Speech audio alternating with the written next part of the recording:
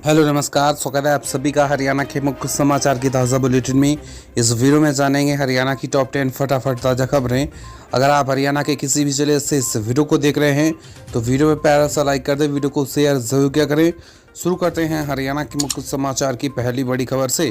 तो बड़ी खुशखबरी, अब फैमिली आईडी में आय सहित अन्य करेक्शन के लिए घर बैठे डाल सकते हैं रिक्वेस्ट। तो बता दें कि परिवार पहचान पत्र से संबंधित सुधार या शिकायत के लिए लोगों को अब घर बैठकर अपना आवेदन करना होगा। इसके लिए एडीसी कार्यालय के क्रीड विभाग ने पोर्टल तैयार किया है। इसके अलावा इस पोर्टल के माध्यम से लोग किए गए आवेदन की स्टेटस की स्थिति भी जान पाएंगे। वहीं फतेहाबाद के अतिरिक्त उपायुक्त एवं DCRIO अजय चोपड़ा ने बताया कि पोर्टल के माध्यम से लोग परिवार पहचान पत्र में जन्म तिथि, शिक्षा, दिव्यांग, आय सत्यापन और वैवाहिक स्थिति आदि सुधार के लिए ऑनलाइन रिक्वेस्ट भेज सकते हैं। फतेहाबाद के लिए पोर्टल फतेहाबाद क्रीड विभाग की टीम ने तैयार किया है, जिसमें नागरिक अपनी फैमिली आईडी में सुधार के लिए आवेदन या सुधार की स्थिति भी जान सकते हैं।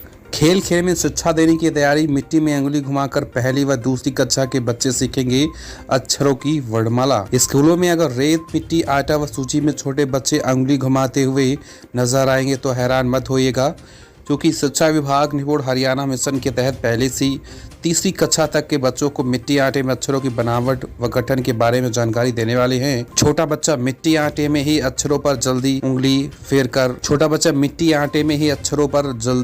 फेर सकता है। साथ ही बच्चों को गीली मिट्टी या गीले आटे से अक्षर बनाने सिखाए जाएंगे, जिनको सुखाकर उन पर रंग आदि करके साझी की तरह दीवार पर स्थापित किया जा सके, जिसको रोजाना बच्चा देखकर अक्षरों की बनावट या गठन कर सके। यह सब कार्य बाल केंद्रित एवं बाल मिश्रण व पढ़ाई को आनंदमय और आकर्षक तरीके से शिक्षा अधिगम प्रदान करने का लक्ष्य है। उक्त शिक्षा के लिए 25 अप्रैल से लेकर के 24 मई तक के लिए शैक्षणिक गतिविधियों का खाका भेजा है। हरियाणा में अब लोगों को पसीना पसीना करेगी गर्मी, मौसम विभाग ने की चेतावनी जारी। उत्तर भारत में पश्चिमी विक्षोभ से तापमान में आई गिरावट के बाद अब मौसम फिर आमजन को परेशान करने वाला है। वहीं पूरे सप्ताह तक आमजन को गर्मी से राहत नहीं मिलने वाली है। पूरे सप्ताह तक आमजन को गर्मी के साथ वहीं पसीने पसीना होने वाले हैं और यहाँ पर इनको सबको मजबूर कर देगा। तो हरियाणा राज्य में मौसम आमतौर पर 28 अप्रैल तक गर्म खुश्क रहने की संभावना है। राज्य के उत्तर पश्चिमी क्षेत्रों में 25 अप्रैल को बीच बीच में आंशिक बादलवाई संभावित है। इस दौरान दिन का तापमान सामान्य से अधिक बने रहने, परंतु रात्रि तापमान सामान्य के आसपास से हल्की बढ़ोतरी दर्ज होने की संभावना है। इस दौरान राज्य में पश्चिमी शुष्क हवाएं चलने की भी संभावना व्यक्त की गई है। नियम 134A के तहत हरियाणा सरकार ने बनाई नई योजना, स्कूलों से मांगी सहमति, 30 अप्रैल तक देना होगा सीटों का ब्यौरा। नियम 134A के तहत निजी स्कूलों में दाखिलों के लिए एक ओर से अभिभावक लगातार धरना प्रदर्शन कर रहे हैं, वहीं निजी स्कूल पहले ही दाखिलों के लिए इनकार कर चुके हैं। इस मामले में सरकार ने नई योजना बनाई है। नई योजना के तहत नियम 134A के तहत 1,80,000 रुपए से कम आय वर्ग के परिवार वालों को बच्चों को दाखिला दिलाया जाएगा। हालांकि इन दाखिलों के लिए निजी स्कूलों से सहमति ली जाएगी। सरकार निजी स्कूलों में सहमति लेकर के ही दाखिले करवाएगी। हिसार में 4 सीवीएस कर्मियों की मौत पर मानवाधिकार आयोग ने हरियाणा सरकार से मांगा जवाब। तो राष्ट्रीय मानवाधिकार आयोग ने हरियाणा के मुख्य सचिव को नोटिस जारी करके हिसार जिले में एक सीवेज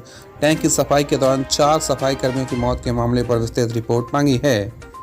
NHRC ने एक बयान में कहा कि यह घटना इंगित करती है कि सुरक्षा उपकरणों के बिना सेप्टिक टैंक की सफाई करने का काम जारी है।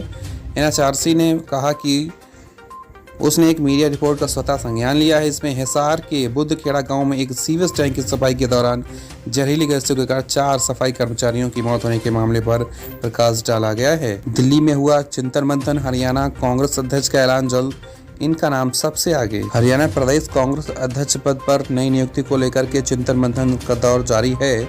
जहां कांग्रेस हाईकमान पंजाब में बदलाव के बाद अब हरियाणा प्रदेश कांग्रेस में नई जान फूंकने और संगठन को मजबूत करने की कवायद सिरे चलाने को लेकर के गंभीर नजर आ रही है। शनिवार को इसी क्रम में दिल्ली कांग्रेस वार रूम में अहम बैठक की गई है, लेकिन फिलहाल कोई फैसला नहीं हुआ है। इतना जरूर है कि हरियाणा को लेकर के 2 सप्ताह के अंदर कोई ना कोई फाइनल फैसला जरूर होगा।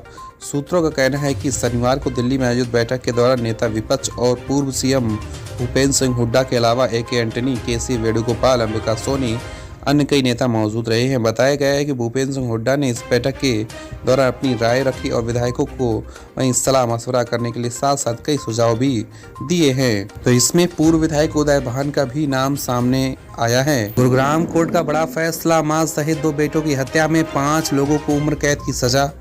तो सेक्टर 10 थाना क्षेत्र के विकासनगर निवासी मीनू ने वर्ष 2016 की 22 अप्रैल को शिकायत दर्ज कराई थी कि पुलिस ने संपत उसकी पत्नी कमला पुत्र राम सिंह लखनवा शंकर के खिलाफ हत्या का मामला दर्ज करके जेल भेज दिया था और यहाँ पर इन लोगों को गुरुग्राम कोर्ट के द्वारा ये फैसला सुनाया गया है। हरियाणा में अभी बिजली कटों से राहत नहीं, नई कंपनियों से बिजली खरीदने में देरी और पुरानी देने को तैयार नहीं।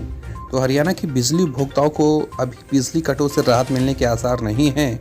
ना तो नई कंपनियों से बिजली खरीदने की प्रक्रिया में तेजी बढ़ती जा रही है और ना ही करार वाली पुरानी कंपनियों से बिजली आपूर्ति शुरू कराने में सरकार को सफलता मिली है। तेज गर्मी के चलते प्रदेश में बिजली की मांग में रोजाना इजाफा हो रहा है, लेकिन आपूर्ति का प्रबंध कहीं से नहीं हो पाया है। अगर हालात यही रहे तो आगामी दिनों में बिजली कटों की संख्या बढ़ सकती है। पंजाब हरियाणा हाई कोर्ट की धुटुक दुर्घटना में ड्राइवर लापरवाह तो भी उसकी आश्रित मुआवजे के हकदार। वाहन हादसे से जुड़े एक मामले में पंजाब हरियाणा हाई कोर्ट ने फैसला सुनाते हुए यह स्पष्ट किया है कि दुर्घटना में भले ड्राइवर लापरवाह रहा हो, लेकिन मृतक ड्राइवर के आश्रितों को मुआवजा से बीमा कंपनी इनकार नहीं कर सकती है। IAS रानी नागर ने जताई हत्या की आशंका, फेसबुक पर फोटो शेयर करके लिखा इसे सबूत माने। तो हरियाणा कैडर की IAS अफसर रानी नागर ने अपनी हत्या की आशंका जताई है। इसके संबंध में रानी नागर ने फेसबुक पर पोस्ट डाली है। रानी ने लिखा है कि इस पोस्ट में शेयर फोटो को साक्ष्य के रूप में माना जाए। हरियाणा में गेहूं का दाना 20% सिकुड़ा, पैदावार 1/3 घटी, मंडियों में आवक 27% कम। तो हरियाणा तापमान बढ़ने के कारण इस बार गेहूं के दाने में 20% तक सिकुड़ गया है। इससे पैदावार में गिरावट आई है, लेकिन वहीं गेहूं की आवक भी कम हो रही है। FCI की टीम प्रदेश का दौरा करके गेहूं के सिकुड़े हुए व टूटे हुए दाने की रिपोर्ट तैयार कर रही है। तो ये रही हरियाणा के मुख्य समाचारों की ताज़ा बुलेटिन। वीडियो पसंद आई वीडियो को लाइक करें, शेयर करें। धन्यवाद। जय हिंद।